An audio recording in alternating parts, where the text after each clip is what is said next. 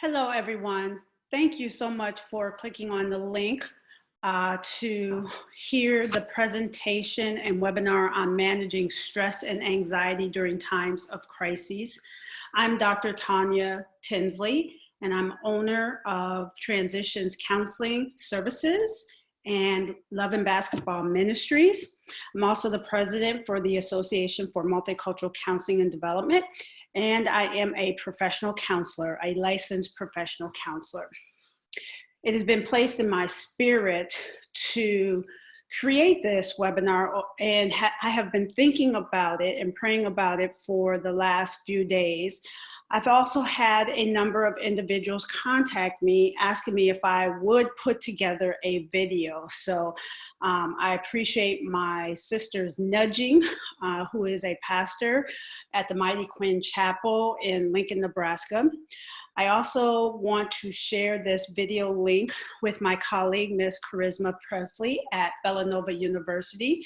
She has shared with me that there are students and faculty that are just needing some information and extra support.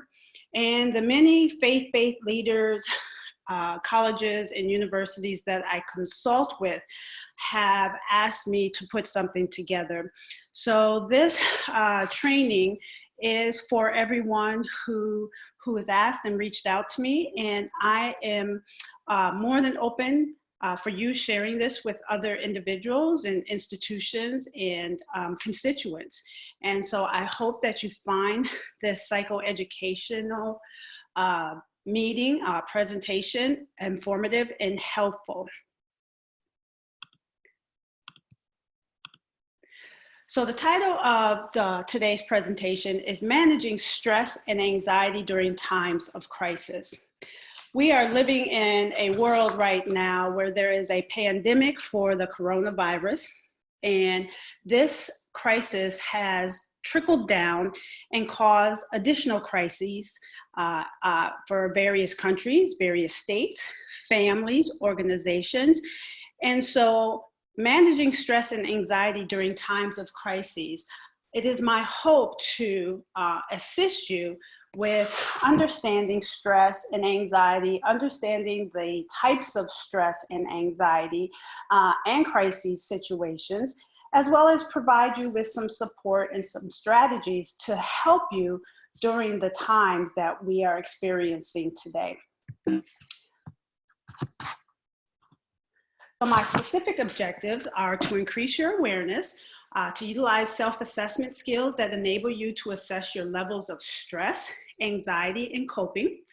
I want to provide you with some knowledge to understand the nature, role, and causes of stress and anxiety and factors that maintain them. And I also want to provide you with an overview of crises and the types of crises. And then I want to give you some skills and techniques to understand how to manage, how to control physiological, cognitive, emotional, and behavioral signs of stress and anxiety. I want to provide a disclaimer for those of you that are watching. I am not serving as your professional counselor. So if you find that there's information that you are able to relate with, or that this presentation triggers some previous health and emotional issues, I will recommend that you seek out help from a medical professional, from a mental health professional, and I will provide more information at the end. Additionally, if someone is in crises, suicidal ideations, or just needing someone to talk to, I will provide some resources at the end of this video as well. So just know that I'm here to provide information, helping you to understand how what's happening in our society can impact you emotionally, behaviorally, spiritually, physically, and then coming up with some strategies to be able to manage. As we move forward, I just want you to pause and think about these two questions for a moment. What is the definition of stress? What are some of the causes of stress? Additionally, I want you to kind of ponder, what is anxiety? What are the causes of anxiety? And what are the types of anxiety? And did you realize that there are different types of crises that can all impact and influence each other? That's what we're going to focus on today. So as you've thought about those questions, I also want you to think about these two questions here. What skills and strengths do you possess personally to manage stress, anxiety, and/or a crisis situation? What skills do you need to strengthen personally to manage stress, anxiety, and/or a crisis situation? So maybe you could just pause the video for just a moment, get your journal, get a piece of paper, and just think about what is stress, what is anxiety, what skills and strength do you possess personally, and what skills and strengths do you need to strengthen to manage stress and/or anxiety and a crisis situation?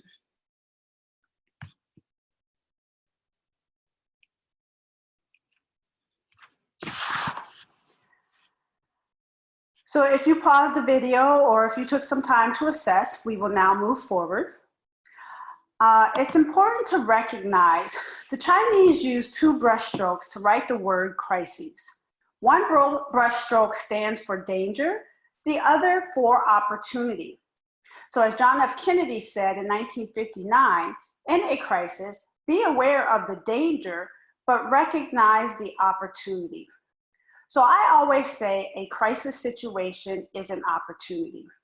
Now I understand the danger, and we'll talk about that and how the focus on the danger, how the focus externally and internally can impact emotional health, behavioral health, spiritual health.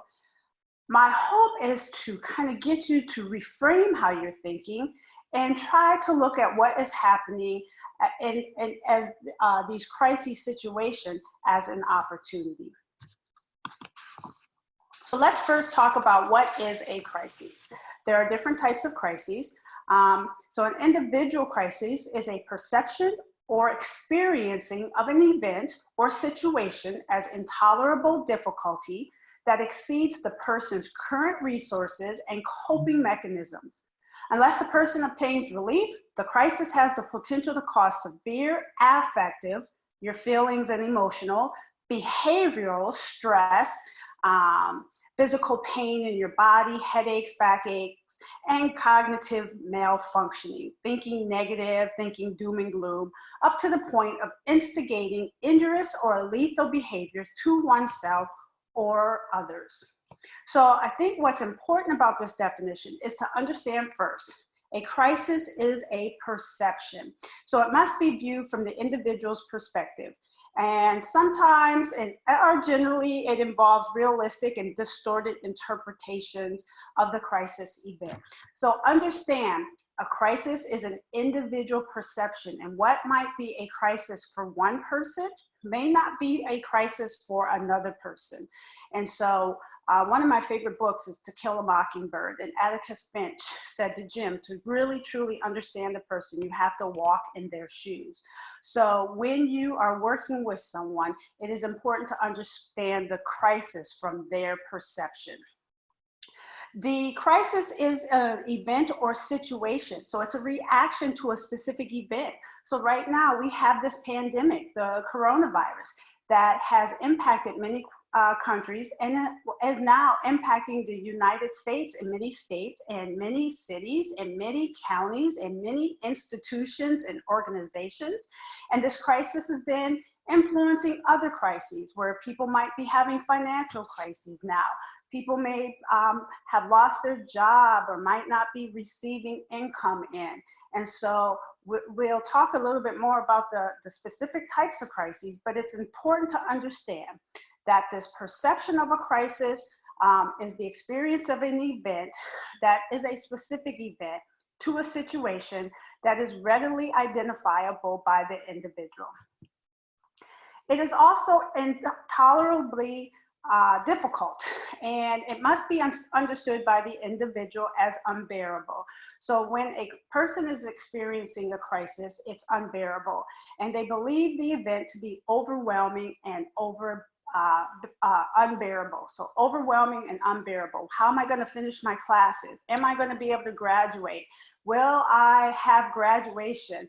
What about all my friends? I was just with all my friends, and now with all the colleges and universities shutting down, I'm isolated and not having physical contact with my friends. And that can be difficult for some people because we are designed to be in relationships and we are relational people. And then finally, the crisis exceeds the person's immediately available resources and coping mechanisms. So an individual must believe they don't have the resources immediately available to prevail over the situation.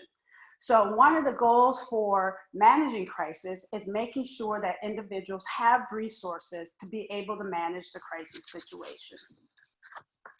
We also have another type of crisis, which is a systemic crisis.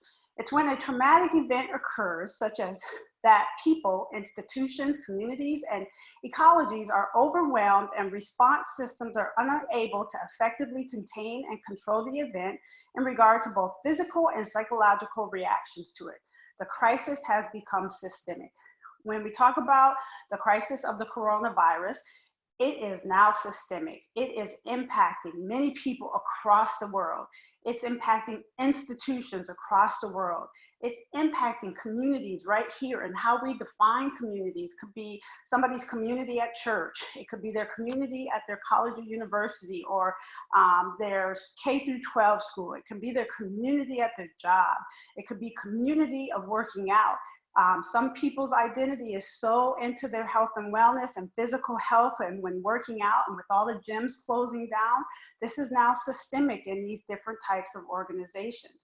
And we have this systemic crisis that is just trickling into other areas that impact psychological reactions. It's causing many types of stressors where people are having to develop coping skills that they may not have realized that they've had, or they have to learn new coping skills.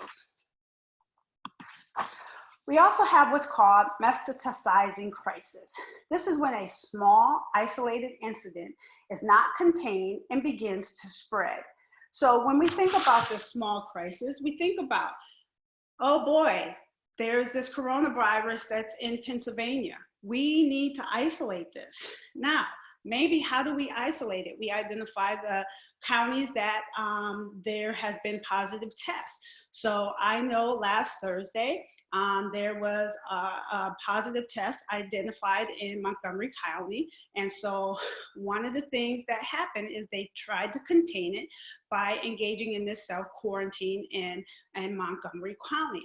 What happens is when it is not contained, it begins to spread. So what's happening right now is many of the states, the federal government, they're trying to contain, and that's what this social distancing is about. They're trying to contain with shutting down businesses, but again, it's causing different crises. And I want you to think about a crisis like an onion. An onion has many different layers, but all of those layers connect to each other. So whether there's a systemic crisis, whether there's an individual crisis, they all impact each other. So when we have a crisis, and what we're trying to do is be able to prevent and intervene, when we talk about primary intervention, it's providing some resources that are personally, organizationally, community-wise. When we talk about primary prevention, we're trying to stop a problem before it starts. I was just listening to the governor of New York talking about how yesterday he was out in the park and he saw all these people. It was a beautiful day out, he said, but he saw all these people in the park running, working around, but they were not engaging in social distancing. So he's now saying that New York has to set up some policies because they want to stop a problem before it continues to start, where people are not, and they're trying to stop this problem of this social distancing so that they can contain the crisis and the spread of the coronavirus. And then the secondary intervention is minimizing the harmful effects that have already occurred. So we've gotten some effects that have occurred from this coronavirus. We want to minimize them. We want to minimize the students not having access to going out and doing their field experience. So this is where, you know, we're engaging in telehealth for clinical mental health counseling students. And so many colleges and universities are really trying to make sure that students are still getting the education and the experience, but trying to minimize it with the social distancing and using technology, just as another example. Another way is some people every Sunday going to church physically to the building is a part of their identity. And not having those social relationships and that social contact can impact people psychologically, spiritually. And so a secondary intervention is, how do we still allow people to get spiritually fed using technology online? So that's just another example, because many churches I saw on social media were Facebook Live. They were Google G Suites and live streaming that, and having live streaming on different other sources. So that's another example of a secondary intervention. So let's talk about the types of crises. So remember I said crises are like an onion, and so there's different layers.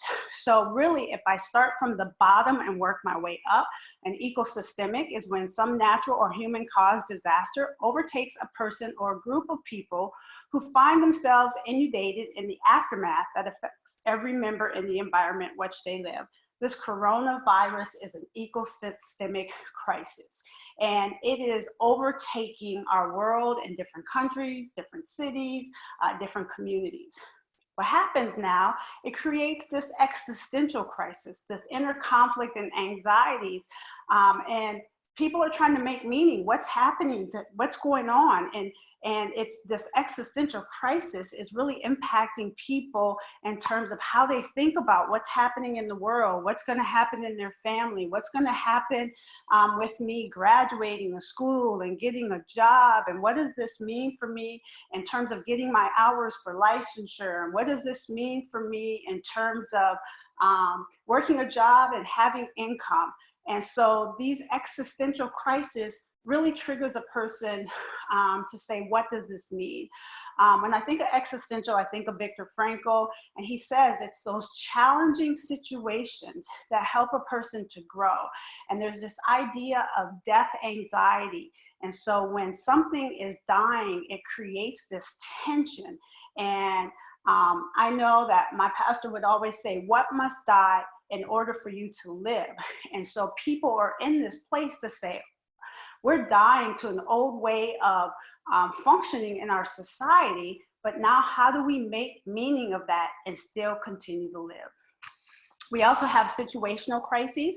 These are occurrences of uncommon and extraordinary events that an individual has no way of forecasting or controlling.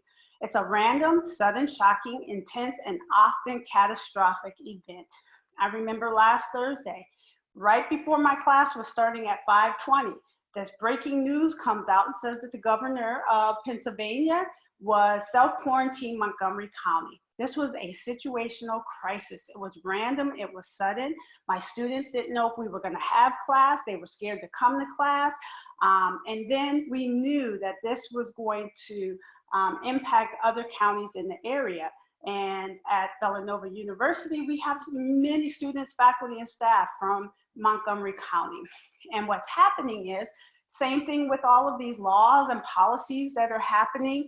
They're sudden, they're random, and these are just extraordinary events that are happening to people. We also have another situational. I know that many students, college and university students, were told at the last minute, it's time for you to go home. We're trying to maintain this social distancing. And so then this became another situational crisis, because did the students have money to go back home, depending on where they live? How were they going to get back home? It's spring break, and what does this mean? So this is another type of a situational. Now, developmental. life, we have developmental issues, events in the normal flow of human growth and evolution that's not going to stop even with an ecosystemic crisis. We're still going to experience death. So we've had a number of deaths in our local communities, and we hear about deaths from the coronavirus, but there are deaths that are happening. There was just a police officer that was shot last week in Philadelphia, and there are deaths in many families that people have to experience, and so that's normal. There are births. There's still going to be babies and children that are going to be born, and then anything else in between. When we talk about a developmental crisis, with all the K through 12 schools shutting down, what does this mean for the development of the children? And how is this going to impact their learning and their ability to get the information that's needed? I know here in Philadelphia, many of the teachers were teaching online and providing online instruction, but then we talk about equity. And now this becomes a situational crisis and a developmental crisis, because there are some students in Philadelphia that didn't have access to technology. So a decision was made that all online had to stop. So these crises can all happen together. They can happen one at a time, and there's no particular order, but just think about the onion, and that a crisis has many layers, and all of those layers all interconnect with each other. So a crisis of any sort can have deteriorating effects on an individual, family, or group, and the short-term effects can have long-term consequences. If a crisis or trauma is not adequately addressed, whether at home, at school, personally, there can be temporary disruptions in a person's ability to concentrate, to focus. So I know many people that I'm working with right now, they are saying, I can't focus, I can't concentrate. How am I supposed to focus on class online when I'm dealing with this situation at home? How can I focus on class online when my family just experienced a job loss? And so these crises can impact a person's cognitive ability to focus. And it can create a downward spiral in total health and wellness. So when we talk about health and wellness, whatever's happening cognitively, intellectually, can impact social, it can impact spiritual. They all work together. It can impact physical health. And there is this term called psychosomatic. Whatever may be going on emotionally, psychologically, can manifest in a person's body physically. So people could be having back pains and headaches and feeling fatigue. And so it really comes down to how you manage a crisis in the short term will have an influence on the longer term functioning. And when a person is experiencing a crisis and experiencing the ability, not being able to focus, not being able to think, panicking, having these stressors, I always like to tell people these are normal reactions to the extraordinary events. I try to help people to understand there's nothing wrong with you in terms of what is happening. These are normal reactions to this crisis or trauma that you are experiencing in your life. But because these are normal reactions, we have to understand the characteristics and then understand how to manage them. So the characteristics of a crisis, as I mentioned earlier, there's a presence of both danger and opportunity. So how can we think about it from a dangerous perspective? If we don't manage the crisis situations, it can become pathological. There can be more physical. If we don't manage it, then it can impact a person's ability to be hopeful about the future. It could impact, as I said earlier, injurious behaviors. But also there's an opportunity to ask for help, seek for help. There's an opportunity for growth. This is a great opportunity now to strengthen relationships. We've been living in a world where everybody is always moving, always functioning, always traveling, always doing. And now people have the time to come back and strengthen relationships by spending time with each other. whether it's under one roof with a family, or whether it is now I have more time to talk on the phone. Now I can use technology and FaceTime someone and really have some quality conversations. This can be an opportunity for training and education. I saw that the Ivy League schools are providing free classes right now. And I know I sent that link to one of my clients who said, I don't have anything to do and I'm so used to learning, and take advantage of these opportunities where schools and organizations are providing free or low-cost training. I know right now for the field of psychology, counseling, and social work, there have been telehealth certification programs that range from $450 all the way up to $1,000. They're being offered for free right now. Take advantage of those. And this is also an opportunity to advocate individually, locally, socially, and we can advocate, again, utilizing technologies and advocating for our church members, advocating for our students, advocating for our friends and family. So in a crisis, be aware that it's dangerous, but it, again, can be an opportunity for growth.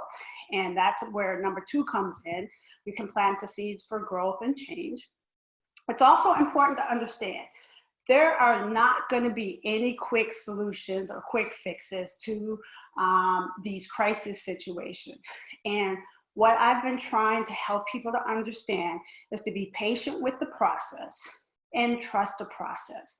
We have been living in a quick fix society. I can drive through McDonald's and get something quick. I can call something in order and pick it up. But this right now, what we're experiencing in our society with coronavirus and how it's impacting people's jobs and economics and financial. I just heard the governor of New York say this could last for 6 to 9 months, and then we still have to recover. So all I'm going to say is trust the process, be patient with the process, and begin to try to trust yourself as you manage these crisis situations.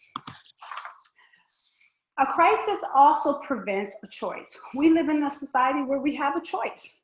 Life is a process of interrelated crises and challenges that we confront or not confront. And when we have a crisis or a challenge, not confronting, not choosing is a choice that often turns out to be negative or destructive. But you can also choose to do something that contains seeds of growth, using it as an opportunity to grow, and allowing you to set some goals and formulate a plan to be able to overcome. I know that I was working with somebody who lost their job, and I said, let's go on Indeed.com. There are many companies right now that are hiring online, and so you don't have to be face to face. So this was an opportunity to overcome this dilemma that was going to impact her ability to pay her rent and pay her bills.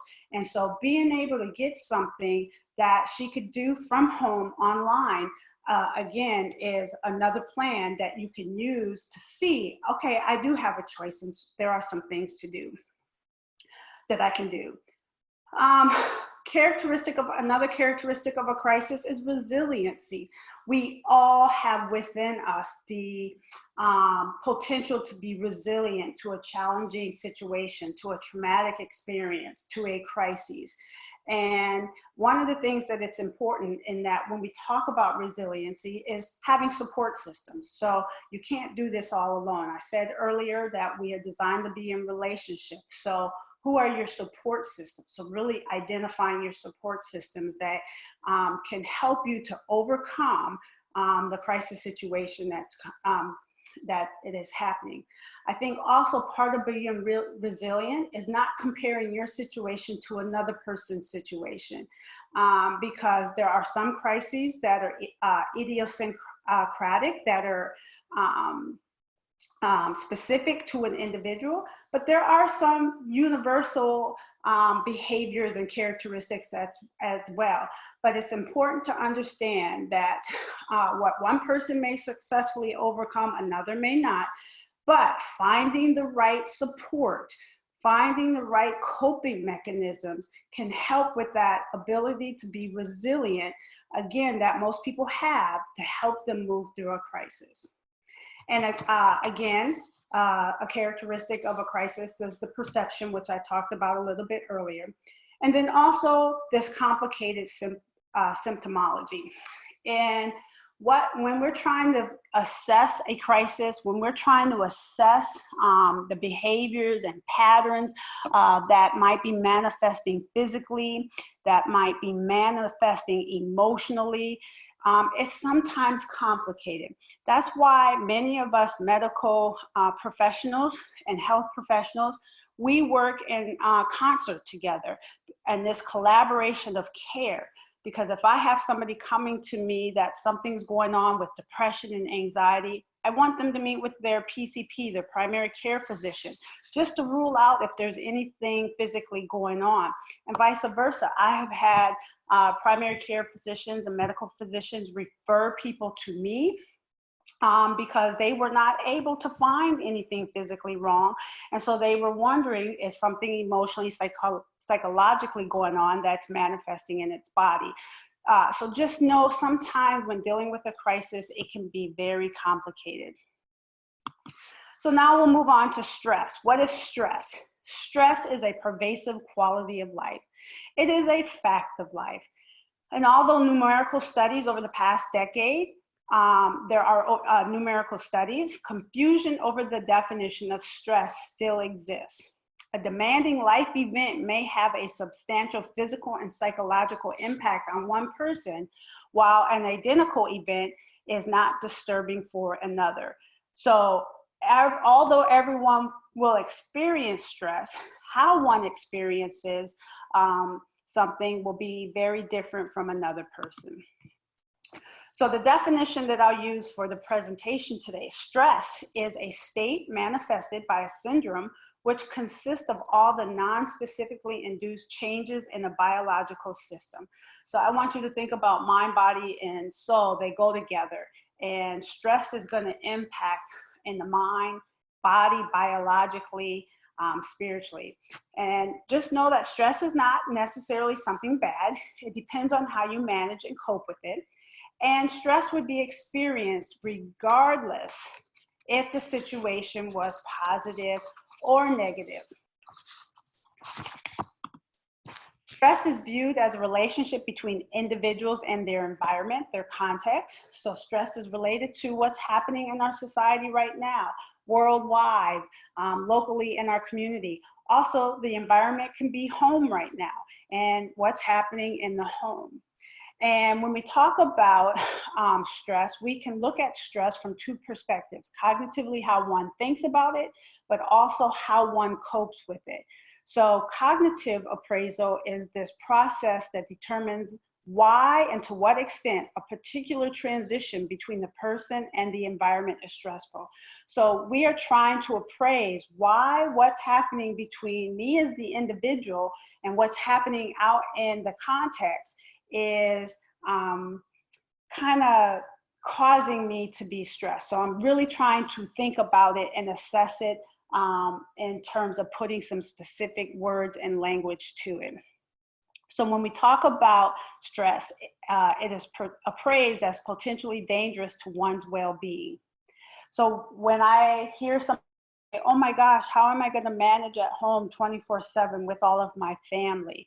This is going to impact me in XYZ way, and they're automatically thinking negative, and it could both be potentially dangerous to their functioning in the house.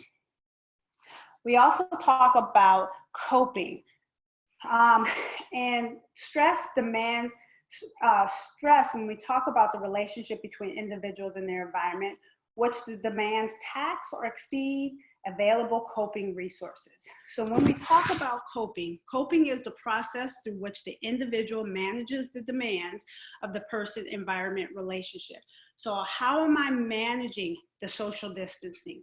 How am I managing transitioning to taking classes online versus face-to-face? How am I managing not being able to go to the store like I used to go to and get what I need? How do I manage my physical health when I can't get to the gym. So this coping is the process through which the individual manages the demand. Coping is a set of strategies that are available to be implemented to match the situation. And so we'll talk about different coping strategies. Stress is an emotionally bodily reaction to physical, psychological, and emotional demands. But stress can also be a source of energy due to the release of hormones secreted during the physiological stress response. Sometimes I hear people say they work better when the deadline is in 2 days versus them having a month, because that stress causes a source of energy. Stress is an applied force or system of forces that tend to strain and deform the body. Fatigue, headaches, backaches, again, as I mentioned, high blood pressure, okay? It's a survival mechanism used to respond to perceived danger and is a powerful internal communication to raise awareness. Stress is a physiological response. Or there's physiological responses to stress. So I was talking about high blood pressure, increased heart rate, sweating, dry mouth, headaches, okay, backaches. And then there's cognitive and emotional responses to stress. Negative self-talk. So in the mind, oh, this is doom and gloom, our world is over. How is our world gonna be after all of this? Negative self-talk. Last semester of my senior year, how could this happen? My life is over. What does this mean for me? When we talk about other emotional responses, restlessness, inability to concentrate, lack of interest, avoidance behavior. So please understand these responses from a physiological, cognitive, and emotional perspective. These are all normal reactions to the crisis situation, to what's happening in our society right now. Some of the causes of stress, expectations of self. Individuals, human behavior, people put expectations on themselves, on others, on our physical environment. The expectation is I live in a free world, so I can go to the park whenever I want. But what happens is, yes, you can, but now you may have to change the way you're living and the social distancing versus being all congested with people. And so what happens is a person may go because I expect that I should be able to go to the park, but what causes stress now is being around all of these people. Or what causes stress is not going because there's a lot of people at the beach, and that causes stress, okay? We also have other types of stressors. Could be academic pressure, could be pressure from work or pressure from not having a job.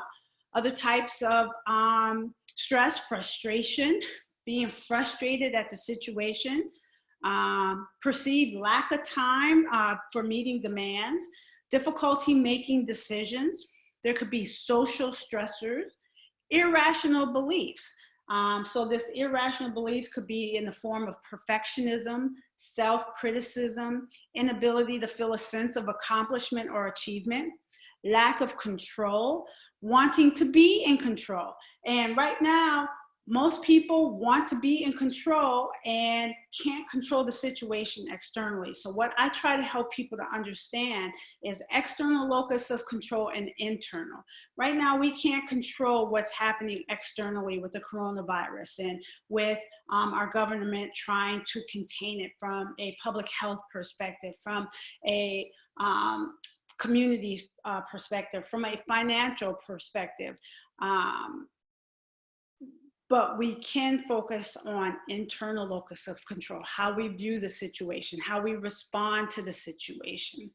Other types of stressors are people pleasing and worrying about how others perceive you, and also your own self-esteem and self-efficacy about yourself. Coping, on the other hand, is a process, as I said earlier, which the individual manages the demands of the person-environment relationship and the resulting emotions that are generated from the situation. So again, I just mentioned those different types of stressors. I just mentioned that the stressors can impact you physiologically in your body. It can impact you cognitively and how you think, and it can impact your emotions.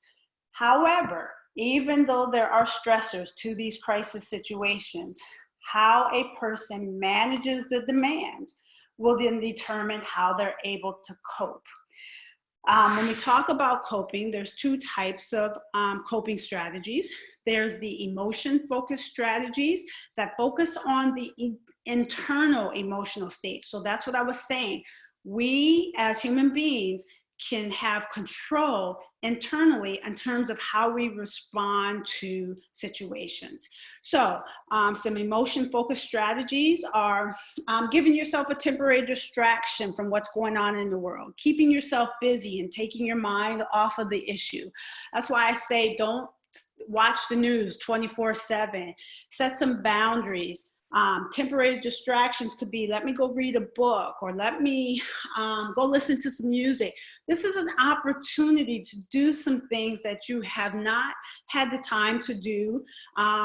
Temporary distraction could be binge watching Netflix, or binge watching Hulu, or Amazon Prime. But there are some different things that you can do to keep yourself busy and take your mind off of what is going on.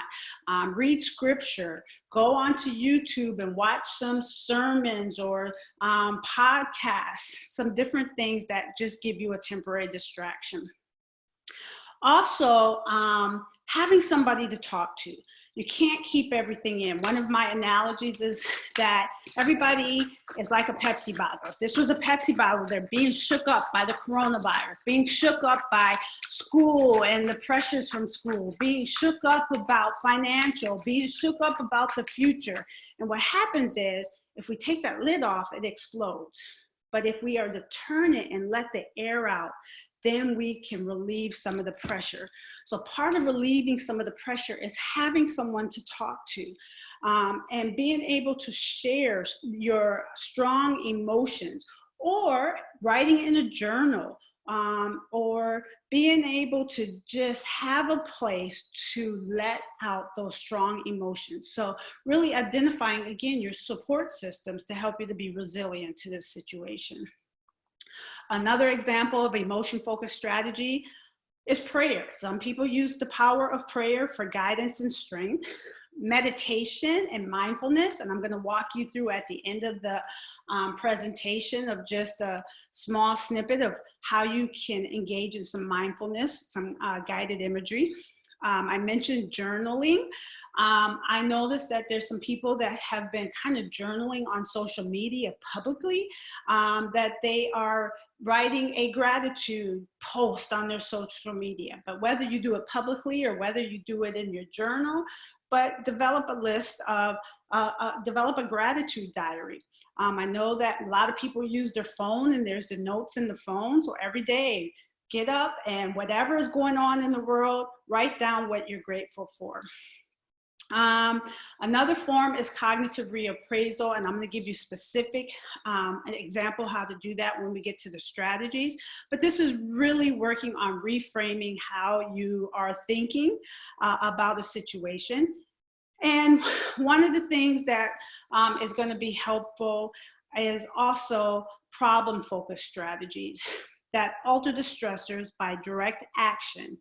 So people can use both forms of coping, internal, focusing on what's going on internally, but also coming up with some problem-focused strategies, action. So one example that I have worked with somebody, as I said, just because you're home, don't think about it as being on vacation. Still come up with a schedule for the day. So make sure you get up, make sure you shower like you are going to go to work or like you're going to go to school.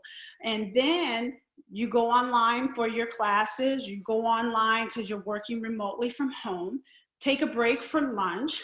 Take a break. If you were at school or at work and you were going to lunch with friends, use Zoom or FaceTime and have a group lunch together where you're talking or calling somebody on the phone. Making sure that you set Just like if you were at work and you get off at 5 o'clock in the evening, you get off at 5 o'clock in the evening at home. So these are some specific problem-focused strategies so that you can have a little bit of normalcy with having to be self-quarantined at home, having to engage in social distancing. Now, let's talk about anxiety. Anxiety is a normal reaction to stress. It helps one deal with a tense situation in the office. It helps people deal with having to study harder for an exam. It has keeping focus on an important speech. In general, it helps one to cope. I always say some anxiety is normal. When it starts to get in the way of your daily functioning, that's when it becomes a problem.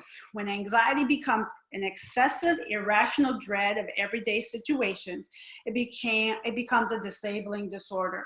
So now I have to be at home and self-quarantine. So instead of getting up and showering, engaging in some online social relationships, talking on the phone, watching TV, I'm just laying in bed all day and I'm not doing anything. If that's happening, where it's getting in the way of your daily functioning, now this might be an area where we should be concerned. Anxiety disorders affect about 40 million American adults, 18% in a given year. It causes individuals to be filled with excessive, irrational fearfulness, dread, and uncertainty. It can last at least 6 months and can get worse if not treated, and can occur with other mental and physical illnesses. So it can occur with drug and alcohol abuse. It can occur with depression. So oftentimes depression and anxiety go together. When going back to the drug and alcohol, that could mask the anxiety symptoms or it could make them worse. In some cases, the other illnesses might need to be treated before a person will respond to the anxiety disorder, or they should be treated simultaneously. So we have different types of anxiety. I'll start with generalized anxiety disorder. I'm just going to give you a brief description on each of these. And if you need more information, you can reach out to me or reach out to some of the resources I give to you at the end. But the National Institute of Mental Health states that occasional anxiety is a normal part of life. You might worry about things like health, money, or family problems, but people with generalized anxiety disorder, GAD, feel extremely worried or feel nervous about these and other things, even when there's little or no reason to worry about them. People with generalized anxiety disorder find it difficult to control their anxiety and stay focused on daily tasks. The good news is generalized anxiety disorder is treatable. So that's where you would work with a health professional, a clinical mental health counselor, a psychologist, a social worker, psychiatrist, your primary care physician.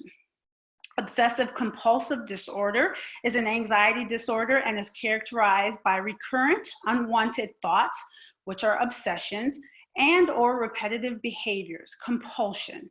Repetitive behaviors such as hand washing, counting, checking, or cleaning are often performed with the hope of preventing obsessive thoughts or making them going away. Performing these so-called rituals, however, provides only temporary relief, and not performing them markedly increases anxiety.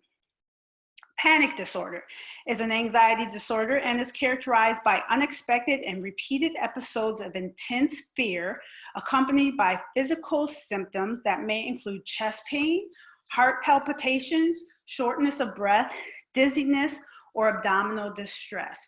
So oftentimes when we hear panic disorder, somebody may be having panic attacks. So what I just described is a panic attack. Somebody who has generalized anxiety disorder or obsessive compulsive disorder or PTSD, post-traumatic stress, can also experience these panic attacks. Post-traumatic stress disorder is an anxiety disorder that can develop after exposure to a terrifying event or ordeal in which grave physical harm occurred or was threatened. Traumatic events may trigger PTSD that may trigger PTSD might include violent personal assault, natural or human-caused disasters, which we talked about this pandemic being an ecosystemic trauma, an accident, something in the military, we could talk about physical abuses, trauma, witnessing a shooting or a death. So this PTSD is just, can develop after exposure to a terrifying event. We also have social phobias or social phobia. It's also called social anxiety disorder. That's characterized by overwhelming anxiety and excessive self-consciousness in everyday social situations. Social phobia can be limited to only one type of situation, such as fear of speaking in formal or informal situations, or eating and drinking in front of others, or in most severe form may be so broad that a person experiences symptoms almost any time they are around other people. So these definitions come from the National Institute of Mental Health. And I will say, for people that might have social anxiety disorder, having this social distancing, having the self-quarantine, that person may feel like, hey, this is a good thing because now I don't have to go to school and be around a lot of people. Now I don't have to go to work. I don't have to go to this social event. But these are different types of anxiety disorders. So what I want to do now, get your paper back out, your pen. If you need to pause this for a brief moment to take a break, feel free to do that. But I am going to ask you 12 questions that is from the Rhode Island Stress and Coping Inventory. And what we're going to do is measure your levels of stress and coping and anxiety. And this is an instrument that has been used in health studies, behaviors. It's a highly reliable and valid instrument. But at least I want you to have an opportunity to start thinking about those stressful situations in your life, but also thinking about your coping strategies. I sometimes think when people really don't think about their coping strategies, they don't realize that they really do have these coping strategies or the strengths. So this will give you an opportunity just to kind of engage in your own self-assessment. So put a pause on the video, get your paper and pen or your journal. Okay, so for this Rhode Island stress and coping inventory, you're going to answer the questions based on the last month. So why don't we just say for the month of March? So we'll say the month of March, end of February, month of March. How often was each statement true of your own life? So in the last month, we'll start with the last week of February and for the duration of March. And you would use a 5-point scale. 1 would be never, 2 seldom, 3 occasionally, 4 often, and 5 frequently.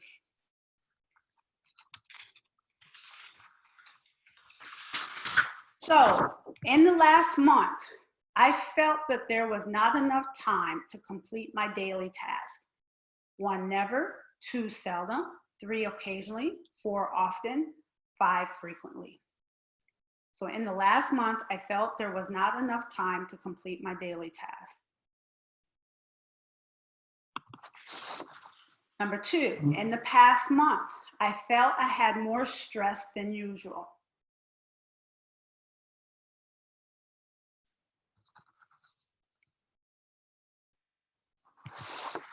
In the past month, I took on more than I could handle.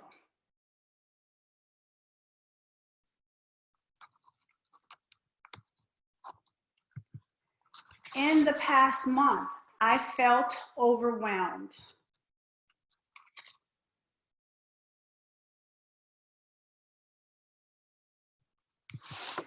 In the past month, I was pressured by others.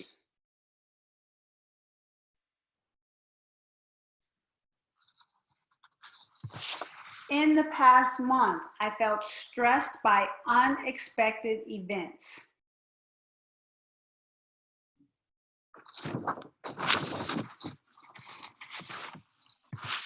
In the past month, I had no time to relax.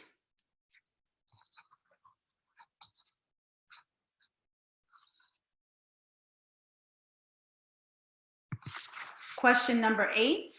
In the last month, I successfully solved problems that came up. 1, never. 2, seldom. 3, occasionally. 4, often. 5, frequently. In the last month, I successfully solved problems that came up. 1, never. 2, seldom. 3, occasionally. 4, often. 5, frequently.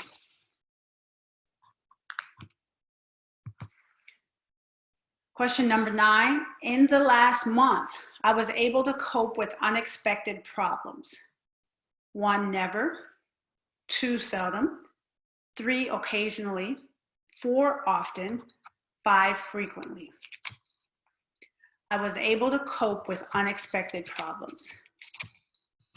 Question 10, in the last month, I was able to cope with difficult situations. 1, never. 2, seldom. 3, occasionally. 4, often. 5, frequently.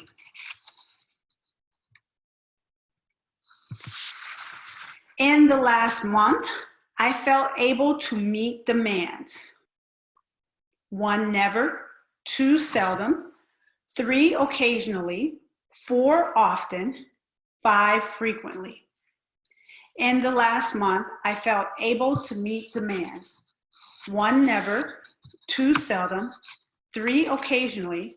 4, often. 5, frequently. At number 12, in the last month, I felt able to cope with stress. 1, never. 2, seldom. 3, occasionally. 4, often. 5, frequently. So you should have an answer for 12 questions. And now what I want you to do is add up the scores of what you circled for each question. Questions number 1 through 7 focus on stress. Questions 8 through 12 focus on coping. So add those up. Your scores are going to range from 7 to 35 on the stress, and the scores are going to range from 5 to 25 on the coping. So feel free to pause this and add up your scores.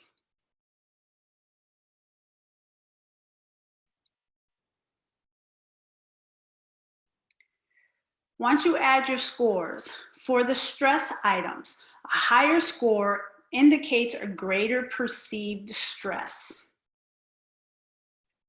Higher score on the coping items indicate a greater coping ability. So if you have a high score for stress, but your score for coping is low, that's where we're going to need to bridge the gap. If you have high stress and high greater coping ability, you're doing well. You discern kind of what you need to strengthen. So we really will go back to the beginning of the presentation when I asked you what skills and strengths do you possess to manage stress, anxiety, and or crisis situations. And I also asked what skills do you need to strengthen. So this is an opportunity to assess what skills you have and what you need to strengthen. So when it comes to managing stress, Dr. David Spiegel says, living a stress-free life is not a reasonable goal. The goal is to deal with it actively and effectively. So let's now get into some coping and treatment strategies for managing stress, managing the crisis situations, managing anxiety. So the first is to lead a balanced life, total health and wellness. So having time for yourself, having time with family, social activities. Your social activities, you may have to redefine them now from what they used to be. Kind of thinking about your work and career and your community. So when we come from a wellness model. Each area of the wellness model impacts all the other areas. So part of leading this balanced life is taking time to have for yourself, to focus on you.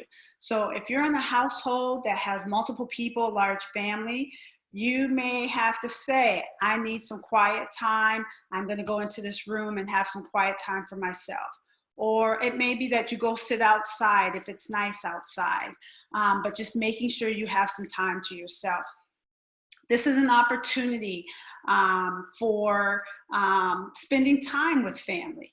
I saw somebody on social media post, this is the first time in a long time that they've had 3 sit-down meals a day with their family. So this is an opportunity to spend time with family.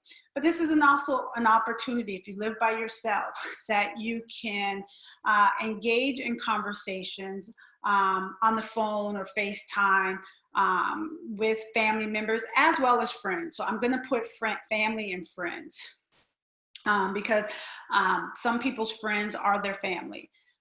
Engaging in social activities. Nothing's preventing you from going to walk outside, just like the governor from New York said. Nothing wrong with going outside, but now you might have to walk by yourself or with one person, engaging in social distancing, and it could be a person that you live with. Work and career. I know a lot of people are working remotely from home now. Make sure you set some boundaries and have a schedule. And for those of you students that were in the process of job searching or engaging in practicum or internship, I know now many organizations are still going remote and using technology. So this would be a great time to ask those organizations, considering what's going on in our world right now, is there a way to still work with your organization using technology, using remote? Community. You still can engage in community right now in terms of what's going on. I know I saw, again on social media, a group of people were having a happy hour together using Zoom. And so they were all in their respective homes, but they were communicating together. So that's just talking about leading a balanced life. So just because we have what's going on with the coronavirus and social distancing and self-quarantine doesn't mean that you can't live a balanced life. Understand and accept personal strengths and challenges. So really make a list of the strengths that you have. And if you're having a hard time doing that, I want you to look back over your life and look back over challenges that you've experienced before. And I really want you to assess, how did you get through those challenges? And if it meant you using support systems, asking for help, thinking positive, bring those same strengths and challenges with you to this situation. If you also identify challenges in the past, how will you strengthen those today? Expand your support network. Now that's the beauty with technology. Your support network can be, locally. You still can have access students for your advisors at the school, your counselors at the school. Your support networks may be people in the community. So really thinking about how do you expand your support network. Just to reiterate, we are relational people. We are designed to be in relationship. And so even if you live by yourself, even if you prefer to be by yourself, we are all still designed to be in relationship. We talked about health and wellness, a balanced life, but let me also add spiritual and religion. I think right now, for those who believe in a higher power and faith-based organizations and churches, they really are now saying church was not the physical building. Church is where 2 or more people are gathered in his name. And so now that can happen in houses. And that can happen through watch parties for watching churches and faith-based organizations or wherever else you get meaning from podcasts where they are streaming online. We talked about exercising, get outside, you can do some things in the house. I see many people who are trainers posting online workouts, activities, get involved in online activities. Eat a well-balanced diet. This is really, really important right now because being at home and having food all the time at your access, what you don't want to do is get into emotional eating. So really be aware of your diet. I know I saw a parent post to their child that I want you to have the same schedule at home during the day that you have at school. So have your school stomach. And although she was being humorous, what you don't want to be doing is eating 24/7. Improve sleeping and get more rest. This is really important. I know for me, being self-quarantined and being at home working remotely, I've actually got better sleep because I'm here with my 2 dogs all day.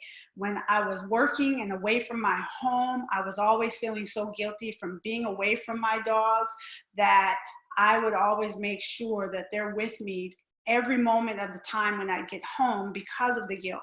But now because I'm here all day, they can sleep at night in their crate and I'm getting good sleep. So really think about now, how can you get more rest?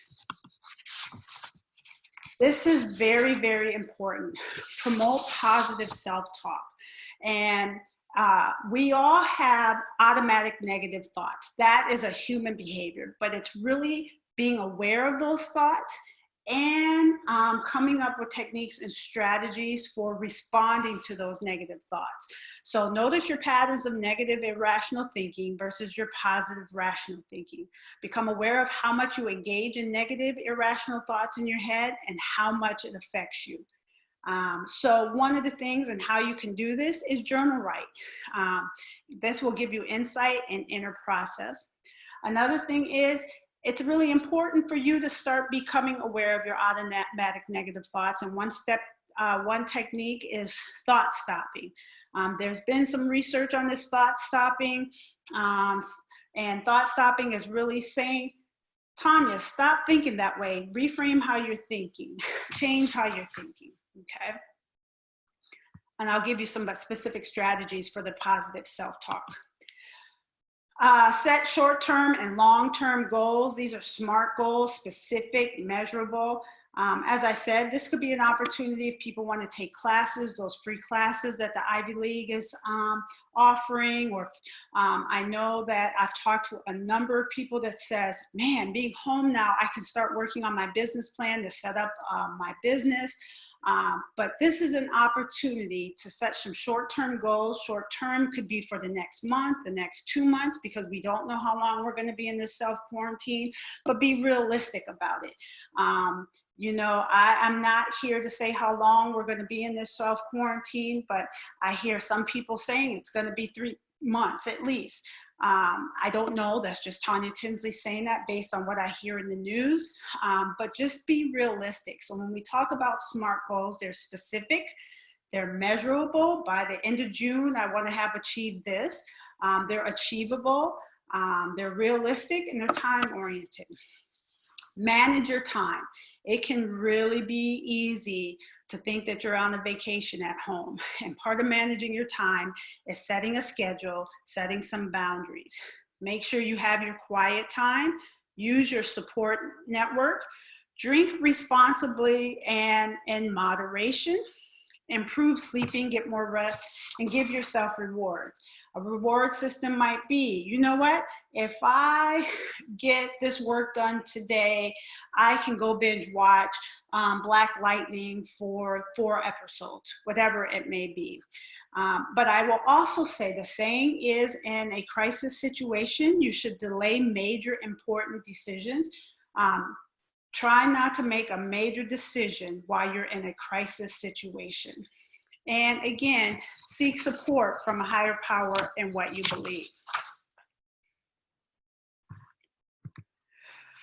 Seek treatment from a mental health professional. This is really important. I am advertised on Psychology Today. Many counselors, professional counselors, psychologists, social workers, psychiatrists, they are advertised on Psychology Today, www.psychologytoday.com /US. Most I shouldn't even say most, all professionals, clinical mental health professionals, they are providing counseling remotely via telehealth. The federal laws were restricted, state laws were restricted. Insurance companies are paying for telehealth. There are some clinicians that are doing a sliding fee scale. And I know that in New York, the governor just asked for many health professionals to volunteer and provide pro bono. I know that's what we do in as professional counselors. We have as part of our ethical codes that we engage in pro bono services, volunteering as well. So the beautiful thing about Psychology Today, you can go online, you can read the people's bios, and you can reach out to them. I also want to say, if you are feeling like you are having suicidal ideations, but it's just not suicidal ideations, the depression, the anxiety, the stress, you just need somebody to talk to immediately before you can get into a clinical mental health counselor professional. We call the Suicide Prevention Lifeline. That's 1-800-273-TALK. 1-800-273-TALK. Also, because of technology, there are people that like to text. You can just text hello to 741-741 and you will get somebody just like that. So just remember, crisis doesn't mean suicide, but it's any painful emotion that you just need support. So if you need support immediately because you're managing the emotional pain from losing your job or being laid off from your job, or if you need emotional support because you're living by yourself and you don't have anyone to talk to, or you're within your family system in your home and there's just lots of family conflict, if you need somebody to talk to, contact the Suicide Prevention Line or the Crisis Text Line. Seek treatment from your PCP or your physician. I know all of them now are going on telemedicine, so you can reach out to your insurance company. I talked about a mental health counselor. Bibliotherapy, this is healing through reading. This is a great time to start reading those books that you've been piling up that you haven't got to, or going online to Amazon and downloading some books or audio books. I mentioned journaling. There are many self-help and support groups that are online now. So if you need to be in a support group, and this is specifically for those that might be in AA or NA, there's a website called In the Room, and they have online support groups. So just know that there are support groups out there. And if you need medication, I know that there's been different concerns about medication for anxiety and for stress. And this is where you would work with your physician or psychiatrist. But the National Institute of Mental Health states that medication and counseling together is the most effective if you have been diagnosed with some type of mental illness. I talked about just kind of reframing how you're thinking. There is 7 steps to a new attitude. This would be an opportunity to begin working on this new attitude during this time, because honestly, old things passed away. All things new, and what's going to happen moving forward is going to be different. And so this is an opportunity, as we talked about, a crisis is an opportunity to have a new attitude. So try to be confident. Be confident everything is going to work out. Right now, we got this pandemic, but our government officials, our health officials, they're really trying to work. So just be confident that things are going to work out. Be positive. Be punctual. If you have online classes, if you have to work remotely, if you have conference calls, be punctual. I know I saw my sister had posted on Facebook that if you're in an online meeting, I think she said, don't announce yourself when you come in, because online that could be perceived as disrespectful. When you walk into a meeting late, you just don't yell out, I'm here. So just make sure you're punctual. Be patient. As I said, be patient with the process. Be patient with yourself. Trust yourself and trust the process. And that's believing in yourself. set goals for yourself, and you can still live and have fun out of life during this crisis that's going on right now. So try to think about new ways to have fun. I was working with a family, and they had all these board games and had not had time to play board games. So they've been playing every board game and having fun with each other.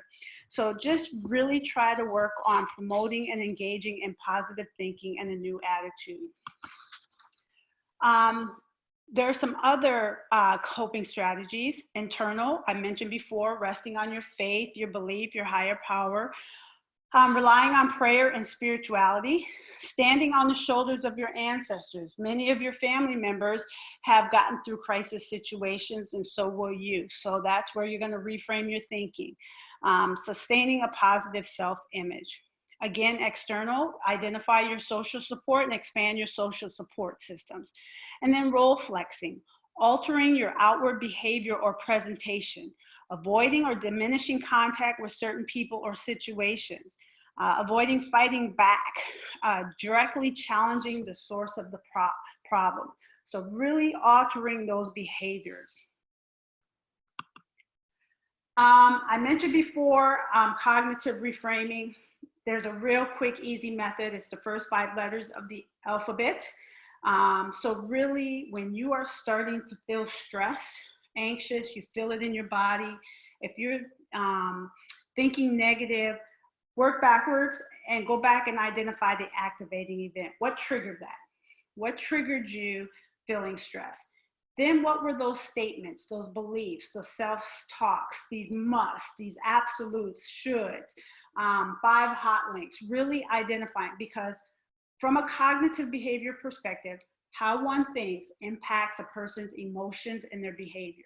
So if you can identify those beliefs and self-talk in letter B and how they impact your emotions and behavior, the consequences on your emotions and your behavior, then you can go to D and dispute all of those statements in letter B. So if you say, oh, the world is going to end, and then all of a sudden you're feeling depressed, you're feeling hopeless, you're feeling defeated. Now let's dispute and debate that. No, the world is not going to end, but the world is going to be a little different than what it was last month. How the world is going to be in the future. And then start noticing the new effects. Yeah, the world is going to be different, but different doesn't mean bad, okay? And then 4 assumptions to positive change. 1, deactivating depressive and anxious thinking can lead to a significant reduction of depression and anxiety. What I like to say is anxiety and depression does not have to control you. You can control depression and anxiety. I know that my metaphor, my analogy, I don't know how many of you have watched Mr. Rogers' Neighborhood, but you remember the puppets they used to have, or the hand would control the puppets. You don't have to let the hand, the depression and the anxiety control you. Cut the strings and you control how you think about the situation, how you feel. How a person thinks about their world and themselves influences his or her perceptions, their perceptions, and perspectives on reality. And people can teach themselves to recognize depressive distortions and anxious thoughts and extinguish them. This is an opportunity to learn something new, to learn something to be different. And there's a rule of thumb that says it takes 30 to 40 days to form a new habit. So teach yourself a new habit. Teach yourself to think positive. Teach yourself to reframe thinking. Now, I understand, plan for plateaus, be prepared for a setback. But this is a time for you to be intentional and recognizing how you're thinking, recognizing your anxious thoughts, but also extinguishing them. So maybe say you're going to a new class and the class is yourself. And as part of the class, you're going to learn how to do things differently. And then antidepressive problem-solving behavior actions are a time-proven remedy for managing and or overcoming depression. You know, in the National Institute of Mental Health and evidence-based research cognitive behavior, rational emotive behavior therapy strategies, which I've weaved into this presentation, have been found to be most effective for managing anxiety, coping with stress, and managing depression. So the process of ending depressive and anxious thinking is like building a wall. Putting the pieces together step by step builds the wall. And as you put those pieces together, be patient with the process. I don't know if any of you have ever played Jenga, but when you pull out the little blocks and then you add the little box, everybody's always patient and taking their time. So think about that when it comes to ending depressive and anxious thinking. And changing depressive and anxious and anxiety-provoking thoughts is within your control. As I said, don't be the puppet from Mr. Rogers' Neighborhood. Cut those strings. You can control those thoughts. By defeating them, you can reduce or eliminate the physical and emotional strains associated with them. So now, as we come to an end, another skill and technique, another strategy is engaging in relaxation using meditation, guided imagery, and deep breathing. I went on to YouTube and I went into Google just to type in guided imagery, and there were so many videos that came up, whether they're 5 minutes, whether they're 10 minutes or 15 minutes. But when you start to feel anxious and stressed, my suggestion is to weave in some guided imagery, some relaxation using meditation to calm yourself down. And you can do it anywhere. There's different apps on the phone that you can utilize. There are videos and there are podcasts, but you can just, and if you're in a house full of people and you just need some time away, take that app, take your phone, go into the bathroom and do your 5-minute meditation. But as we come to an end, I just want everyone to breathe right now. And I am going to play this 5-minute beach meditation so that you get a sense of what it's like.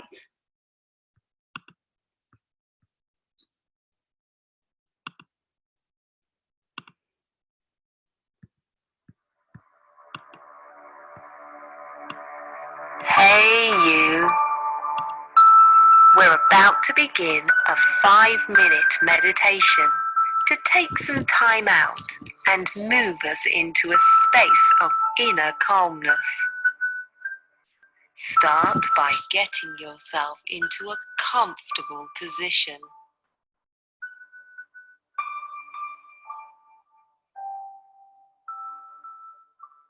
And when you're ready, close your eyes if you want to, and join us.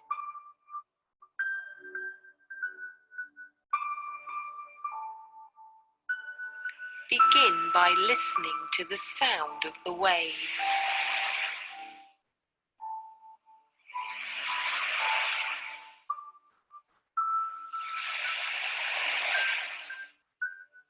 To move you deeper into a state of relaxation, you're going to take part in a breathing exercise. You're going to breathe in deeply for a count of 3, hold for a count of 2, and exhale like a gentle wave to a count of 5.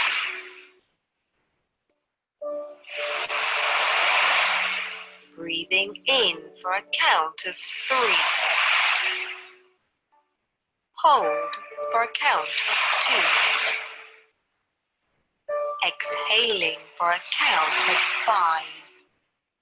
Continue to breathe in this way, letting each breath move you further away from daily life and bring you deeper into this little haven of peace,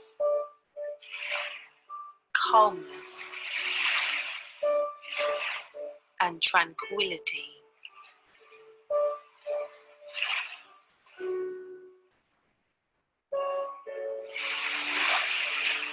Relaxing further now, drifting on the sound of the waves, peaceful and calm. If any thoughts come into your mind, just refocus your attention on your breath. and let each wave of your exhale push your thoughts further and further away as you continue to relax. That's right. Relax. Let go. Embrace this moment of calmness to replenish your body and soul. You'll now spend the next few minutes relaxing with the sound of the waves.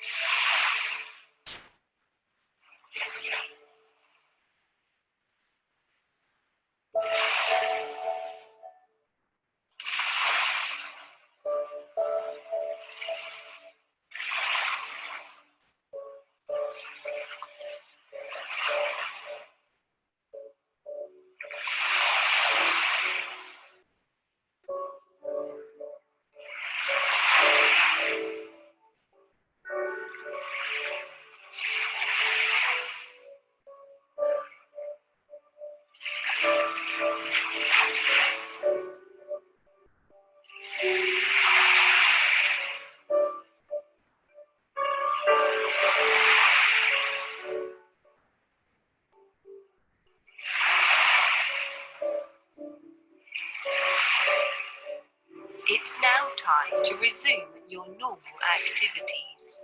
Start by letting your breath take its own natural rhythm as I count you down to your waking state. When I reach 3, you will be fully refreshed with your eyes open, ready to return to your day ahead. 1. Start to become aware of the sounds around you, the feeling of your clothes against your skin. 2. Begin to notice the sensations in your body, feeling calm and relaxed, ready to leave this meditation and take this feeling with you throughout the day.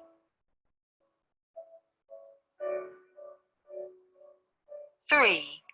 Eyes open, wide awake, feeling calm and refreshed, ready to go about your day.